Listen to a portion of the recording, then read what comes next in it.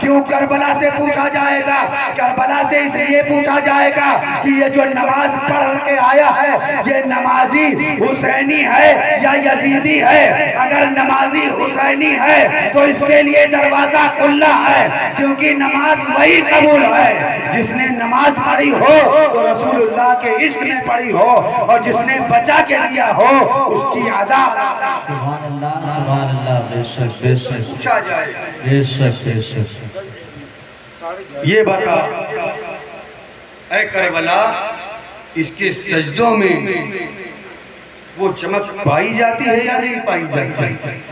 اس کی عبادات میں، اس کی نماز میں، اس کے رکوع میں، اس کی تلاوتوں میں وہ حلاوت پائی جاتی ہے یا نہیں پائی جاتی؟ اگر وہ حلاوت پائی جاتی ہے تو تیرا استقبال ہے، آجا تیرے لیے جنت کا دروازہ کھلا ہے۔ اور اگر وہ حلاوت نہیں پائی جاتی ہے تو پھر ایک ہی سجدہ نہیں، ساری زندگی سجدہ کر کے مر جائے پھر بھی اسے جنت نصیب نہیں۔ بے شک بے شک۔ وجہ یہ ہے کہ مالک جنت سے دشمنی اور سرداران جنت سے عداوت اور پھر جنت کا بھی حقدار، یہ تو ناممکن سی بات ممکن بنا کر لوگ کر رہے ہیں۔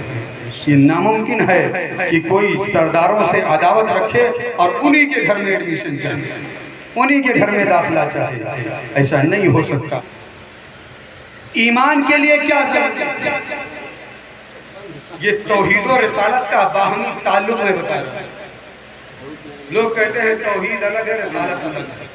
توحید رسالت یہ الگ الگ نہیں ہے، توحید و رسالت کا باہمی تعلق میں آپ کو بتا رہا ہوں کہ توحید و رسالت ہے کیا؟ یہ سب کچھ ہے، ایک تھیوری ہے، ایک فلسفہ ہے، ایک نظریہ ہے، ایک تھاٹ ہے، ایک سوچ ہے، مگر ایمان نہیں ہے۔ ایمان کب بنے گا؟ اب پھر پلٹ کر آئیے اسی آیے کریمہ کی طرف۔ ایمان تب بنے گا جب کسی نبی کی زبان سے سنا جائے اور سننے کے بعد اسی بات کا یقین جما دیا جائے تب ایمان۔ اب رب نے کہا محبوب آپ کہیے کہ اللہ ایک ہے، قل اے محبوب آپ کہیے کہ اللہ ایک ہے۔ یا رب العزت اگر بندے ہی کہہ دیتے کہ اللہ ایک ہے یا تو کہلوا لیتا اللہ ایک ہے تو کہا صرف ایک زاویہ ہوتا، ایک نظریہ ہوتا، ایک سوچ ہوتی، ایک فلسفہ ہوتا، کسی ایک طرف اس کا احساس جاتا، ایمان نہیں بنتا۔ کیوں؟ کیونکہ ایمان نام ہی اس کا ہے کہ مصطفیٰ کی زبان سے سنا جائے، رسول کی زبان سے سنا جائے، نبی کی زبان سے سنا جائے، اور سننے کے بعد دماغ اس جانب نہ جائے کہ اگر ایسا ہوگا تب، اگر ویسا ہوگا تب، جب سنا جائے اور اسی پر جم جایا جائے، اسی کو مان لیا جائے، اسی کا یقین جما دیا جائے تو اسی کا نام ایمان ہوتا ہے۔ جس نے اس کو جمایا ہے وہی مومن۔ بے شک سبحان اللہ، سبحان اللہ۔ رسول کی زبان سے سنا بے شک اور ہم نے مانا۔ اللہ رب العزت نے کہا هو اللہ احد، اللہ ایک ہے، یہ دعویٰ ہے اور دعویٰ بغیر دلیل کے رد کر دیا جائے۔ آپ کورٹ کچہری کے چکر لگاتے ہوں گے، کوئی ہو سکتا ہے گئے ہوں، نہ گئے ہوں تو اللہ نہ کرے کہ جائیں، مگر جو گئے ہوں گے انہیں کورٹ کے حالات معلوم ہوں گے کہ کورٹ میں اگر کوئی دعویٰ کیا جاتا ہے تو اس سے دلیل پوچھی جاتی ہے کہ اس پر دلیل کیا ہے۔ اگر تیرا یہ دعویٰ ہے اور جب دعویٰ کرنے والا دعویٰ کرتا ہے اور پھر اس کے بعد اس کی دلیل میں زور پا لیا جاتا ہے تو مقدمہ جیت جاتا ہے، اور اگر دلیل میں زور نہ پایا جائے تو مقدمہ ہار جاتا ہے۔ یاد رکھیں دعویٰ صرف ایک بار کیا جائے اور دلیل کی پیروی جب تک جیت نہ جاؤ یا ہار نہ جاؤ کیا جائے۔ اللہ دعویٰ ہے، جب اللہ دعویٰ ہے تو پھر اس کی دلیل کیا ہے؟ جب دنیا کی عدالتیں دلیل چاہتی ہیں تو پھر اس عظیم عدالت میں بھی دلیل نہیں چاہتی۔ دلیل کیا ہے؟ کہا اگر اللہ دعویٰ ہے تو پھر محمد اس کی دلیل ہے۔ اللہ کی ذات اگر دعویٰ ہے تو پھر ذات محمد اس کی دلیل ہے، اور اگر وحدانیت دعویٰ ہے تو پھر رسالت اس کی دلیل ہے۔ اگر وحدانیت کو دعویٰ مانو تو پھر رسالت اس کی دلیل، اور اگر ذات رب کو دعویٰ مانو تو پھر نام محمد اس کی دلیل۔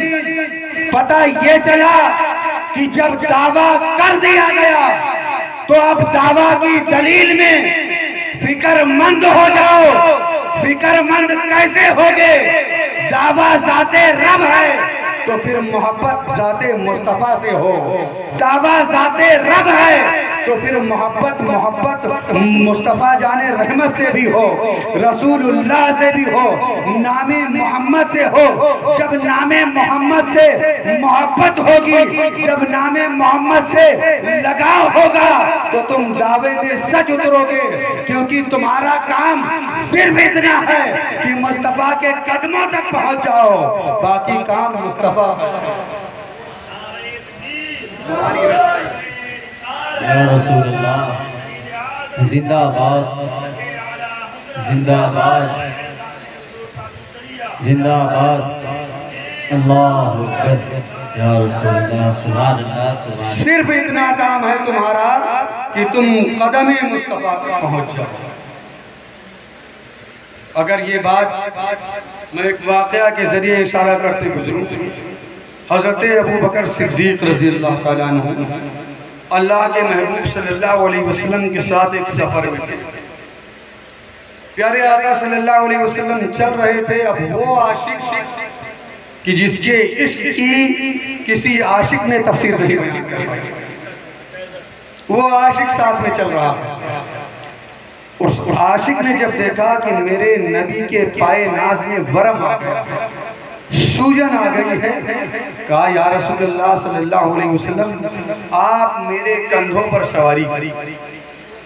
سبحان اللہ، کہا میرے کندھوں پر یا رسول اللہ سواری کر لیں۔ اگر کوئی آل رسول ہماری بستی میں آ جائیں اور ہم کو دستبوسی کا شرف حاصل ہو جائے تو فخر کرتے ہیں کہ میں نے فلاں سید صاحب کے ہاتھ کو چھو لیا، فلاں سید صاحب سے ہاتھ ملانے کا مجھے شرف حاصل ہے۔ اور بے شک فخر کی بات ہے، کرنا چاہیے، کیونکہ بدن ان کا ہے، خون رسول اللہ کا ہے۔ اس خون کی تعظیم ہمیں کرنا چاہیے۔ پھر سراپا ذات رسالت اگر کسی سے چمٹ جائے، خود رسول اللہ کا بدن کسی سے مس ہو جائے تو پھر اس ذات کی عظمت کا کہا یا رسول اللہ میرے کندھوں پر سواری کر لیجیے۔ اللہ کے رسول نے یہ نہیں کہا ابو بکر تم نبوت کا بار نہیں اٹھا سکو، تم نبوت کا بوجھ نہیں اٹھا سکو گے، کیونکہ رسول کو یہ پتا تھا کہ میرا عاشق صادق جب مجھ کو اپنے کندھوں پر سواری کرائے گا تو صرف میری تھکن ہی نہیں بلکہ میری برکت سے میرے عاشق کی بھی تھکن۔ حضرت ابو بکر صدیق نے کہا یا رسول اللہ سواری کر لیجیے۔ اللہ کے محبوب صلی اللہ علیہ وسلم کو اپنے کندھوں پر سوار کیا، اور کاندھے پر جب کوئی بیٹھتا ہے تو ذرا تصور کریں کسی لڑکے کو آپ اپنے کندھے پر بیٹھائیں، جب کسی لڑکے کو کندھے پر بیٹھائیں گے تو ایک پاؤں ایک جانب ہوگا، دوسرا پاؤں دوسری جانب۔ اب قسمت ہے حضرت ابو بکر صدیق کی کہ اللہ کے رسول نے ان کے دوش پر سواری کی، کندھے پر سواری کی۔ مصطفیٰ جان رحمت جب بیٹھے تو آپ کا ایک پائے اقدس ایک جانب ہے، دوسرا پائے اقدس دوسرے جانب ہے۔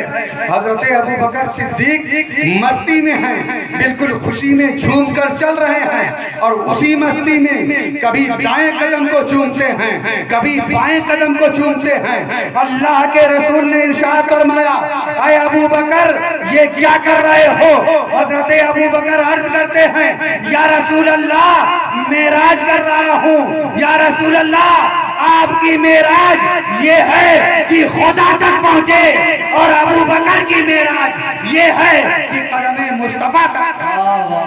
سبحان اللہ، سبحان اللہ، زندہ باد، ماشاء اللہ، واہ۔ میں معراج آپ کے قدم ناز کو بوسہ دے رہا ہوں. ذرا سوچئے کہ نبی کا پائے اقدس حضرت ابو بکر کے جسد پاک سے لگا ہوا ہے اور مستی میں چل رہے ہیں. میں عرض یہ کر رہا تھا کہ دعویٰ رب کی ذات ہے تو پھر دلیل محمد رسول اللہ کی ذات، اور دعویٰ وحدانیت ہے تو پھر دلیل رسالت ہے. پہلے ذات ہوتی ہے پھر منصب. آپ جاوید عالم صاحب پہلے ہیں اور قاری جاوید صاحب بعد میں. پہلے انسان کی ذات ہوتی ہے پھر اس کا منصب ہوتا ہے.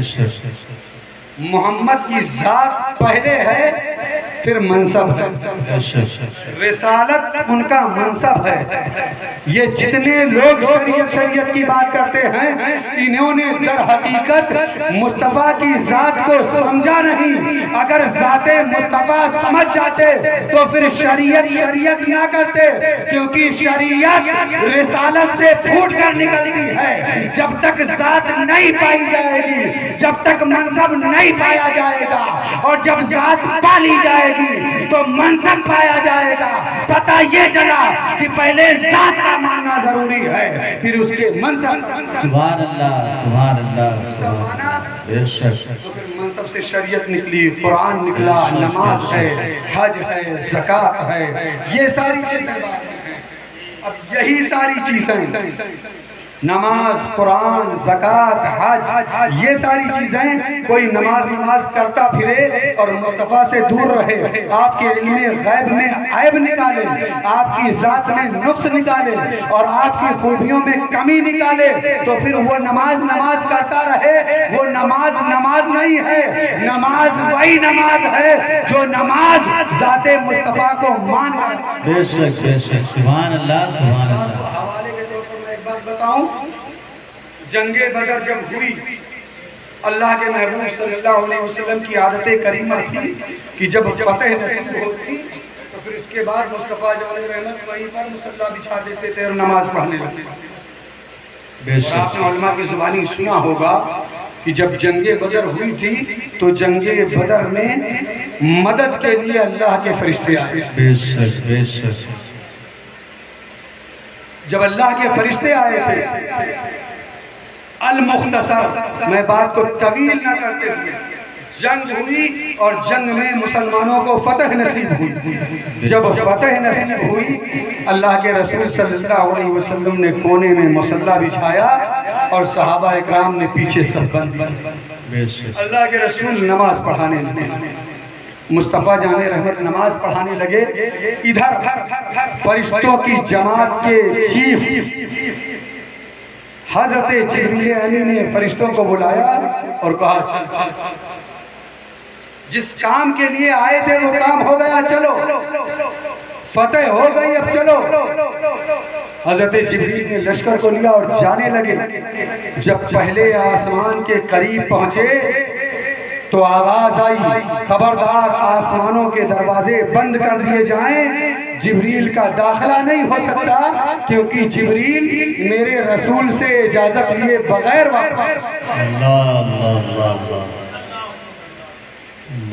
جبریل میرے محبوب سے اجازت لیے بغیر آ رہا ہے. دروازے بند کر دیے جائیں. دروازہ بند کر دیا گیا. جبریل امین پلٹ کر واپس آئے.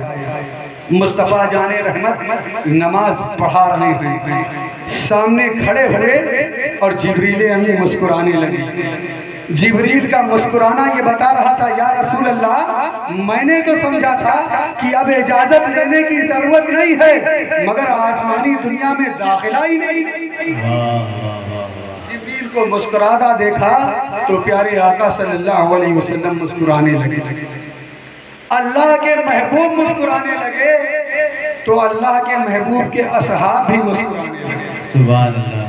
اب ایک سوال بنتا ہے امام صاحب نماز پڑھا رہے ہیں، مصلی پر کھڑے ہیں، مقتدی پیچھے کھڑے ہیں، امام صاحب آگے ہنس رہے ہیں، رو رہے ہیں، مسکرا رہے ہیں، پڑھ رہے ہیں یا خاموش ہیں، مقتدیوں کو مقتدیوں کو کیا پتا؟ چاہے جیسے کھڑے ہوں، چاہے جو کر رہے ہوں، جب وہ رکوع میں جائیں گے تو مقتدی رکوع میں چلا جائے گا، جب سجدے میں جائیں گے مقتدی سجدے میں چلا جائے گا، جب قوما میں ہوں گے مقتدی قوما میں ہوگا، جب جلسے میں ہوں گے مقتدی جلسے میں ہوگا، جب قاعدہ میں ہوں گے مقتدی قاعدہ میں ہوگا، جب کھڑے ہوں گے قیام کریں گے مقتدی قیام کرے گا۔ اسے کیا معلوم امام کیا کر رہا ہے؟ مگر یہاں صحابہ اکرام مصطفیٰ کو مسکراتا دیکھ کر مسکرانے لگے۔ اب ایک سوال بنتا ہے کہ آخر صحابہ اکرام نماز پڑھ رہے تھے یا اللہ کے رسول کو دیکھ رہے تھے؟ کیا کر رہے تھے؟ مصطفیٰ جان رحمت صلی اللہ علیہ وسلم نماز پڑھا رہے ہیں تو صحابہ کیا کر رہے تھے؟ اب ایک جواب عشق کا دے کر میں بات آگے بڑھاؤں۔ صحابہ اکرام کا عقیدہ یہ تھا کہ نماز رب کے لیے ہے اور جلوہ مصطفیٰ کا دیکھا جاتا ہے۔ جب تک مصطفیٰ کے جلوے نہ نظر آئیں، جب تک رب کی عبادت میں مزہ نہیں آتا، لذت نہیں آتی۔ صحابہ اکرام جھک جھک کر مصطفیٰ جان رحمت کو دیکھ رہے تھے۔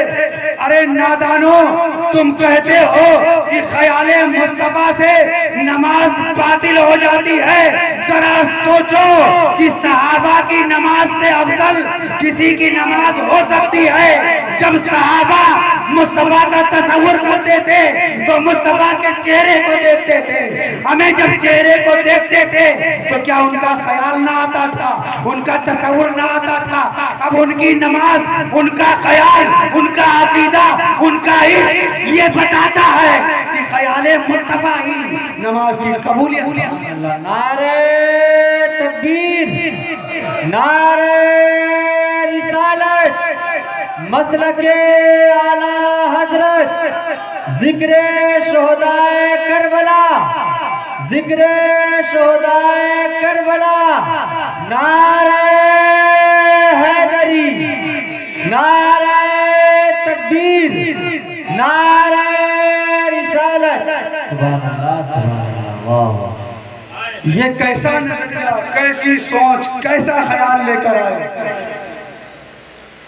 یہ کیا بتایا جا رہا ہے، کیا کیا جا رہا ہے؟ اسلام کی صحیح تصویر پیش کی، اسلام کی صحیح صورت دکھاؤ، اسلام کی صحیح تعلیمات لوگوں کو بتاؤ۔ اگر اسلام کی صحیح صورت پیش کرو گے، اسلام کا صحیح نظریہ دکھاؤ گے، اسلام کی صحیح تعریف کرو گے تو قسم خدا کی زبان تمہاری ہوگی، اسلام کی تعریف ہوگی۔ جہاں اسلام قبول ہوتا نظر آئے گا وہاں تمہارا بیان بھی قبول ہوتا نظر آئے گا۔ اللہ کے رسول صلی اللہ علیہ وسلم تبسم فرمانے لگے۔ اب مصطفیٰ کا تبسم فرمانا یہ بتا رہا تھا کہ جبریل تم تو بغیر اجازت چلے گئے تھے، اب پتہ چل گیا مصطفیٰ کا منصب، اب پتہ چل گیا مصطفیٰ کی عظمت، مصطفیٰ کی اہمیت، مصطفیٰ کی وقار اب سمجھ میں آئی۔ اللہ کے رسول صلی اللہ علیہ وسلم نے نماز پڑھی اور پھر اجازت لے کر جبریل واپس گئے۔ میں عرض یہ کر رہا تھا کہ توحید و رسالت کا باہمی تعلق، ایک جملے میں اگر بات کروں تو یوں ہو سکتی ہے کہ مصطفیٰ کو خدا سے جدا نہ جانو اور مصطفیٰ کو خدا نہ جانو، بس یہی جاننا ہے۔ سبحان اللہ، یہی جاننا، سبحان اللہ، سبحان اللہ، بے شک۔ نہ خدا سے جدا ہیں اور نہ خدا، یہی ایمان ہے، یہی دین ہے، یہی اسلام ہے۔ اور بغیر دعویٰ آپ کا ہے، دلیل دینا ہوگا۔ اب دعویٰ توحید کا رسالت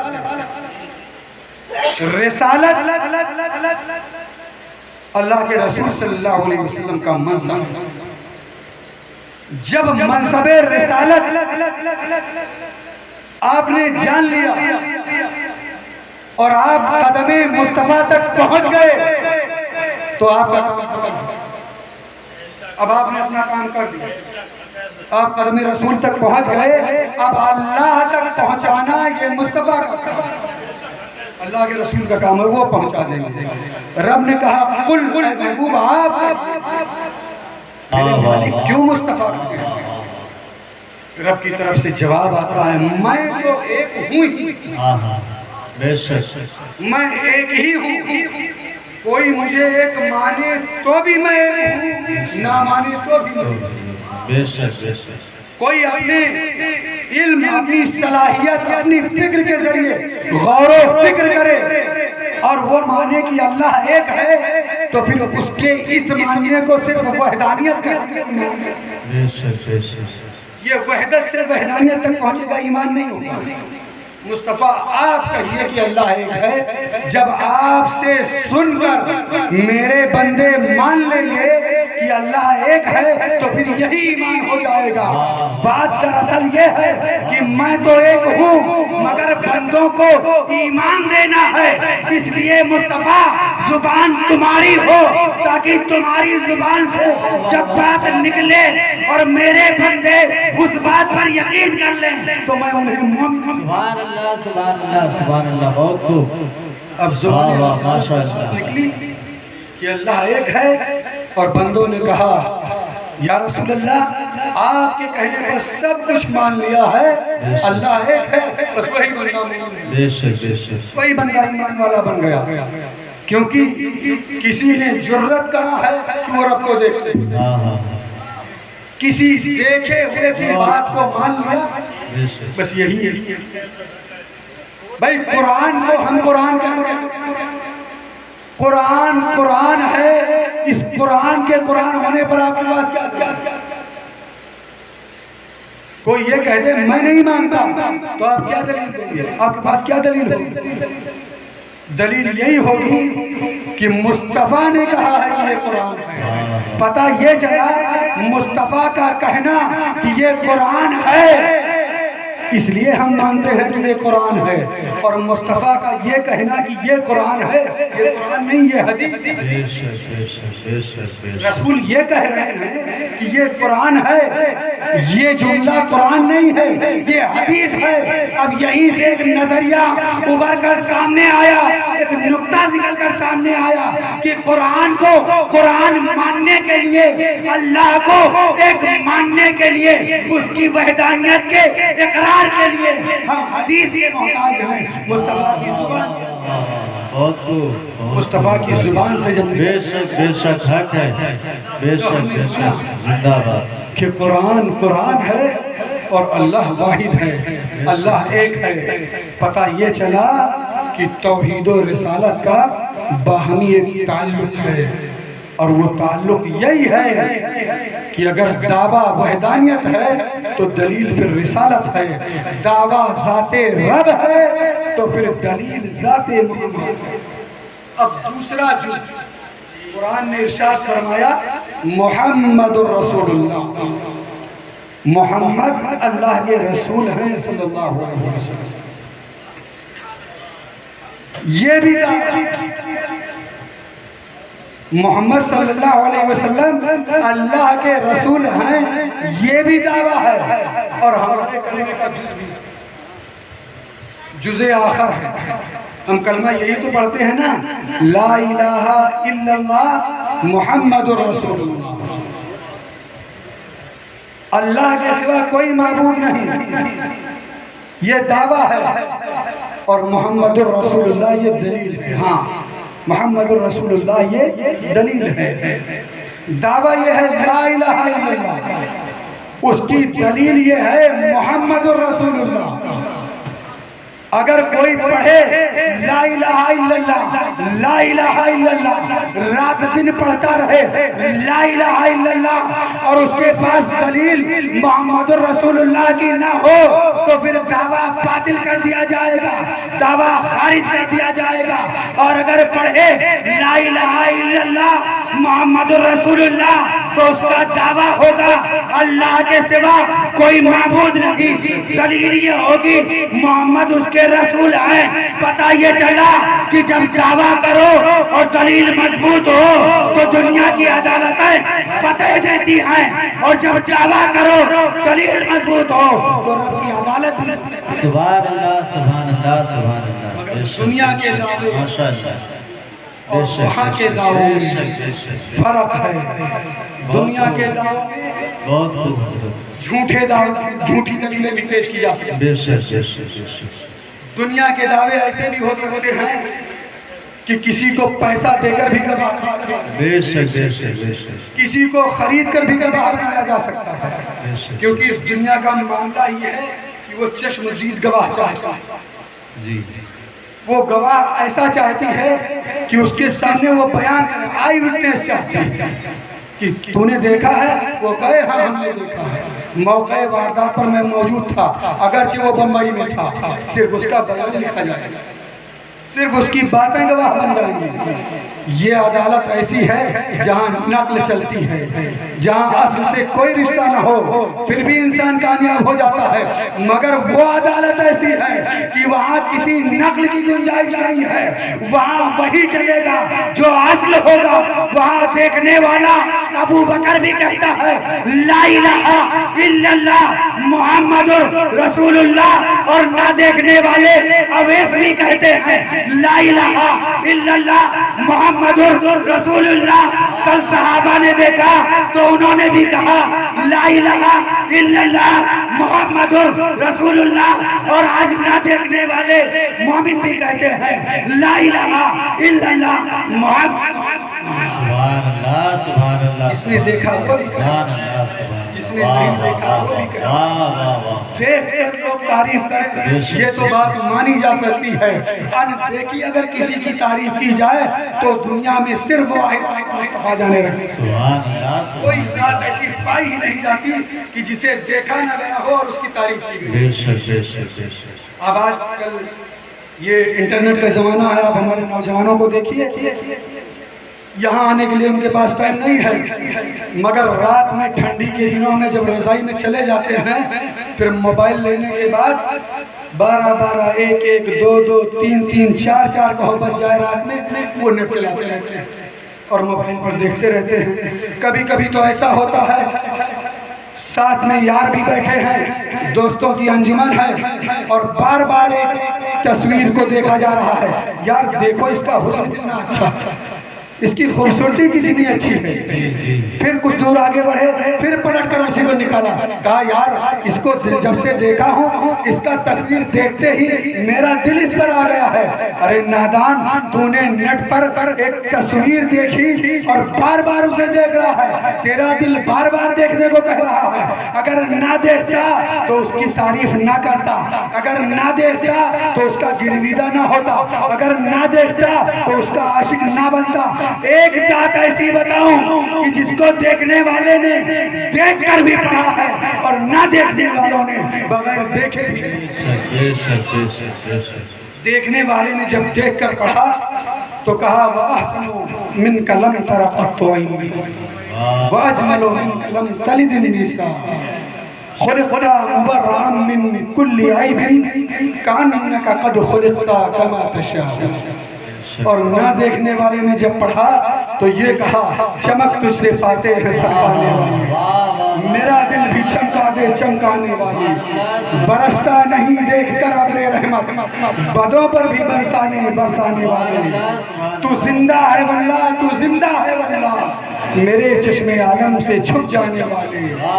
ذرا سوچو کہ دیکھنے والے نے جب دیکھ کر پڑھا تو دنیا تو یہ پوچھتی ہے یہ بتاؤ تم نے دیکھا ہے کہ نہیں. دنیا کی عدالتیں کیا پوچھتی ہیں؟ دیکھا ہے کہ نہیں. دنیا یہی چاہتی ہے کہ جو دیکھو وہ کہو. تو آؤ ذرا شاعر سے پوچھو کہ تیرا دعویٰ یہ ہے وَأَحْسَنُ مِنْكَ لَمْ تَرَ قَطُّ عَيْنِي، یا رسول اللہ آپ جیسا حسین میری آنکھوں نے آج تک نہیں دیکھا. آپ جیسا حسین. یہ بات سبحان اللہ سبحان اللہ. بھائی مولانا جاوید صاحب نے 1 لاکھ لوگوں میں دیکھا. اب یہ دعویٰ کر سکتے ہیں کہ 1 لاکھ لوگوں کو میں نے دیکھا, ان میں سے سب سے خوبصورت جس ذات کا نام ہے وہ امام صاحب ہیں. ان سے خوبصورت میں نے 1 لاکھ لوگوں میں کسی کو نہیں دیکھا. یہ بات مانی جا سکتی ہے کہ مولانا کی جاوید نے صرف 1 لاکھ لوگوں کو دیکھا ہے. 1 لاکھ لوگوں میں امام صاحب جیسا خوبصورت کوئی نہیں ہے. ہو سکتا ہے 2 لاکھ, ہو سکتا ہے 3 لاکھ میں نکل آئے, ہو سکتا ہے 4 لاکھ میں نکل آئے. مگر دوسرا شعر وَأَحْسَنُ مِنْكَ لَمْ تَرَ قَطُّ عَيْنِي وَأَجْمَلُ مِنْكَ لَمْ تَلِدِ النِّسَاء. یا رسول اللہ, آپ جیسا خوبصورت کسی ماں نے جنا نہیں ہے. یہ بات قابل اس پر سوال کھڑا کیا جاتا ہے کہ اے حسان, کیا آپ نے حضرت آدم کو دیکھا ہے, حضرت شیش کو دیکھا ہے, حضرت زکریا کو دیکھا ہے, حضرت یحییٰ کو دیکھا ہے, حضرت یونس کو دیکھا ہے, حضرت ایوب کو دیکھا ہے, حضرت یعقوب کو دیکھا ہے, حضرت یوسف کو دیکھا ہے, عیسیٰ اور موسیٰ کو دیکھا ہے؟ جواب آتا ہے جب نہیں دیکھا تو پھر اتنا بڑا دعویٰ کہ کسی ماں نے آپ جیسا خوبصورت جنا ہی نہیں. تو یہ بتاؤ, کیا آپ کے پاس کوئی آئی وٹنس ہے, کوئی چشمدید گواہ ہے, کوئی ایسا ہے جو یہ بتا سکے کہ آپ نے اس کی بات کی تائید کی ہے؟ تو حضرت حسان نے کہا آؤ میرے پیچھے پیچھے چلو, میں بتاتا ہوں. وَأَحْسَنُ مِنْكَ لَمْ تَرَ قَطُّ عَيْنِي وَأَجْمَلُ مِنْكَ لَمْ تَلِدِ النِّسَاء. یا رسول اللہ, آپ جیسا حسین میری آنکھوں نے نہیں دیکھا ہے, اور آپ جیسا خوبصورت کسی ماں نے نہیں جنا ہے. اے حسان, اتنا بڑا دعویٰ ہے تو دلیل کیا ہے؟ حضرت حسان کہتے ہیں آؤ میرے پیچھے پیچھے, دعویٰ کیا ہے تو مصطفیٰ کا غلام ہوں, دلیل بھی. آؤ, کون سی دلیل ہے؟ کہا آؤ جبریل سے پوچھ لیتے ہیں. اے جبریل, یہ بتاؤ کہ آپ نے حضرت آدم کو دیکھا ہے, حضرت زکریا کو دیکھا ہے, حضرت یحییٰ کو دیکھا ہے, یونس و زکریا کو دیکھا ہے, ایوب و یوسف کو دیکھا ہے, عیسیٰ اور موسیٰ کو دیکھا ہے؟ حضرت جبریل جواب دیتے ہیں حضرت آدم کو میں نے فیس ٹو فیس دیکھا ہے, حضرت شیش کو میں نے فیس ٹو فیس دیکھا ہے. حضرت آدم کے پاس سسٹم میں ہی لے کر آیا ہوں, حضرت آدم کے پاس شریعت میں ہی لے کر آیا ہوں, حضرت آدم کے پاس اصول میں ہی لے کر آیا ہوں, حضرت آدم کے پاس ضابطے میں ہی لے کر آیا ہوں, حضرت آدم کے پاس پیغام میں ہی لے کر آیا ہوں, شیش کے پاس بھی پیغام لے کر آیا ہوں, یوسف و یونس کے پاس بھی پیغام لے کر آیا ہوں. کم و بیش 1,24,000 انبیاء کرام کے پاس پیغام میں ہی لے کر آیا ہوں, سسٹم میں ہی لے کر آیا ہوں, شریعت میں ہی لے کر آیا ہوں, اصول میں ہی لے کر آیا ہوں. میں نے سارے نبیوں کو فیس ٹو فیس دیکھا ہے. اے جبریل, جب سب کو فیس ٹو فیس دیکھا ہے تو یہ بتاؤ سب سے خوبصورت کون ہے؟ تو جبریل کہتے ہیں میں نے مشرق کو دیکھا ہے, میں نے مغرب کو دیکھا ہے, میں نے شمال کو دیکھا ہے, میں نے جنوب کو دیکھا ہے, میں نے اوپر دیکھا ہے, میں نے نیچے دیکھا ہے, یہاں تک کہ میں نے زمین کو الٹ پلٹ کر دیکھا ہے, میں نے آسمان کے سیاروں کو دیکھا ہے.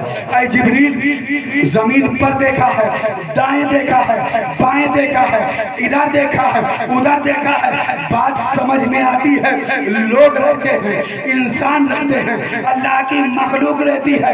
اے جبریل, آپ نے آسمانوں میں دیکھا ہے, 8 سیاروں میں دیکھا ہے, ساری جگہوں پر دیکھا ہے. یہ بتاؤ زمین کو الٹ پلٹ کر کیوں دیکھا ہے؟ کیا اس میں کوئی مخلوق رہتی ہے؟ کیا وہاں کوئی انسان رہتا ہے؟ اگر رہتا ہے تو کسی شریعت نے نہیں بتایا ہے, کسی نبی نے نہیں بتایا ہے. یہ تو بتاؤ آخر یہ معاملہ کیا ہے؟ زمین کو الٹ پلٹ کر کیوں دیکھا ہے؟ آپ نے آسمانوں کو دیکھا ہے, دائیں بائیں کو دیکھا ہے, اوپر نیچے کو دیکھا ہے. تو جبریل جواب دیتے ہیں دفع دخل مقدر کے تحت اعتراض کل ہوگا۔ جبریل اس کا جواب 1400 سال سے پہلے دیتے نظر آتے ہیں۔ اے لوگوں، جب 21ویں صدی کا سورج طلوع ہوگا، گوگل کا زمانہ ہوگا، فیس بک کا دھمال ہوگا، ٹویٹر کی حکومت ہوگی، ہندوستان میں بیٹھ کر امریکہ کو دیکھا جا رہا ہوگا، امریکہ میں بیٹھ کر پوری دنیا کو دیکھا جا رہا ہوگا، www.com کے ذریعے پوری دنیا کو مٹھی میں کر لیا جائے گا۔ ایسے میں ہو سکتا ہے کوئی پیدا ہو اور وہ نادان یہ کہے، اے لوگوں، میں نے فلاں سیارے پر تمہارے نبی سے خوبصورت ایک مخلوق تلاش کر لیا ہے، یہ دیکھو تمہارے نبی سے زیادہ خوبصورت ہے۔ یہ اعتراض کل ہونے والا تھا، جبریل نے جواب پہلے دے دیا ہے۔ اے لوگوں سن لو، کل جب ٹویٹر کا زمانہ ہوگا، چاہے جتنی حسین صورت لے آؤ، میں جبریل سارے نبیوں کو دیکھ چکا ہوں، سارے نبیوں کو فیس ٹو فیس دیکھ چکا ہوں۔ مصطفیٰ جیسا کوئی حسین نہیں تھا، مصطفیٰ جیسا کوئی خوبصورت نہیں تھا۔ اسی کی ترجمانی جب حضرت حسان نے کی تو یوں کی، وَأَحْسَنُ مِنْكَ لَمْ تَرَ قَطُّ عَيْنِي وَأَجْمَلُ لَمْ تَلِدِ النِّسَاءُ خُلِقْتَ مُبَرًّا مِنْ كُلِّ عَيْبٍ كَأَنَّكَ قَدْ خُلِقْتَ كَمَا تَشَاءُ۔ اور اسی کی ترجمانی جب عاشق صادق سچے رضا اچھے رضا امام احمد رضا بریلی کی چٹائی پر بیٹھ کر کرتے ہیں تو یوں کہتے ہیں، یہی بولے سدرا والے، چمنے جہاں کے تالے سبھی میں نے جان ڈالے تیرے پائے۔ سبحان اللہ سبحان اللہ سبحان اللہ سبحان اللہ، زندہ باد زندہ باد، ماشاءاللہ۔ یہی بولے سدرا والے، چمنے جہاں کے تالے سبھی میں نے چھان ڈالے تیرے پائے کا نہ پایا۔ یا رسول اللہ، چہرہ تو بہت بڑی بات ہے، آپ کے پائے ناز کی طرح کسی کو نہیں، آپ کے پائے اقدس کی طرح کسی کو نہیں پایا۔ اب ذرا سوچو کہ جو اللہ کی وحدانیت کا اقراری ہو، اس پر یہ لازم ہے کہ پہلے وہ ذات مصطفیٰ کو مصطفیٰ جان رحمت کی ذات سے محبت ہو، مصطفیٰ کی ذات سے عقیدت ہو۔ اگر عشق ذات مصطفیٰ سے ہوگی تو پھر بندے تجھے کچھ کرنے کی ضرورت نہیں ہے، تیرا کام صرف اتنا ہے کہ تو مصطفیٰ کا فالور بن جا، منزلیں تیری خود بخود بڑھتی ہیں۔ کیونکہ اس دنیا کا ایک ضابطہ ہے، اس دنیا کا ضابطہ یہ ہے کہ لوگ فالور اس کے بنتے ہیں، کس کے فالور بنتے ہیں؟ جس کو دیکھیں، جس سے متاثر ہو جاتا ہے، جس سے انسان متاثر ہو جاتا ہے پھر اس کا فالور بن جاتا ہے۔ اور اس کی مثال، اس کا ایگزامپل اگر دیکھنا ہے تو آپ ہمارے بھائیوں میں دیکھ سکتے ہیں۔ ہمارے بھائی اب ایسی پینٹ خریدتے ہیں کہ جو پینٹ جگہ جگہ سے کٹی ہو۔ پہلے جب پھٹ جائے اور والدہ سے کہا جائے کہ ماں بھائی کی پینٹ پھٹی ہے ذرا اسے سل دے، تو بھائی ناراض ہوتا تھا، ہاں میں سلی ہوئی پینٹ پہنوں گا، میں پھٹی پینٹ پہنوں گا۔ اور آج میرا وہی بھائی جگہ جگہ سے پھٹی پینٹ پہنتا ہے، نہیں پھٹی ہوتی تو پھاڑ لیتا۔ اس سے پوچھو آخر یہ ٹائٹ فٹنگ، آخر یہ جگہ جگہ سے پھٹی ہوئی پینٹ کیوں پہنتے ہو؟ تو یہ کہتے ہیں میں کسی سے متاثر ہوں، کسی کا اثر مجھ پر ہے۔ کس کا اثر ہے؟ کہا سلمان خان کا اثر ہے۔ سلمان خان نے فلاں فلم میں پینٹ پہنی ہے تو ران کے پاس پھٹی ہے، اس لیے اب میں وہ پینٹ پہن رہا ہوں۔ فلاں جگہ سے پھٹی ہے، میں وہ پینٹ پہن رہا ہوں۔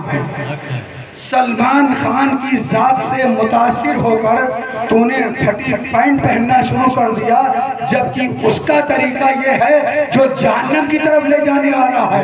اور مصطفیٰ جان رحمت کی سیرت سے متاثر ہو کر تو نے پیوند لگے کپڑے پہننا ناپسند کیا، جبکہ مصطفیٰ کی سیرت جنت میں لے جانے والی ہے، مصطفیٰ کا کردار جنت میں لے جانے والا ہے، مصطفیٰ کا عمل جنت میں لے جانے والا ہے۔ اگر سنت مصطفیٰ سمجھ کر پیبند لگے کپڑے پہن کر تو اپنی زندگی گزارتا، میرا مصطفیٰ بھی خوش ہوتا، میرا رب بھی خوش ہوتا، اور اس عمل کو پسند کر کے اللہ تیری بندگیوں کو پسند کر کے تجھے جنت دے دیتا۔